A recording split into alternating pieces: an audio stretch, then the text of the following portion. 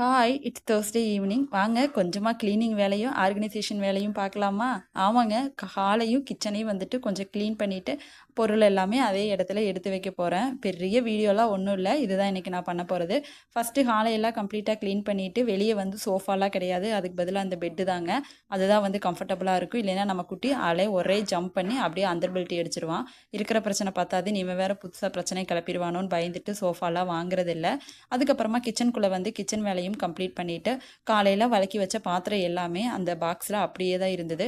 அதை எல்லாமே அந்தந்த இடத்துல செட் பண்ணாதான் அகைன் ஈவினிங் வந்து மறுபடியும் மெஷர் வாஷ் பண்ணி அதில் ஸ்டோர் பண்ணுறதுக்கு கரெக்டாக இருக்கும். அது எல்லாமே ஃபஸ்ட்டு அந்த க்ளீனிங் வேலைகளை எல்லாமே வந்துட்டு முடிச்சுட்டு அதுக்கப்புறமா பாத்திரத்தையும் வந்துட்டு ரீஸ்டோர் பண்ணிட்டேன். இங்கே வந்து க்ளோசிங் கபோர்டு தான். எனக்கு வந்து சத்தியமாக அந்த க்ளோசிங் கபோர்டு பிடிக்கவே இல்லை.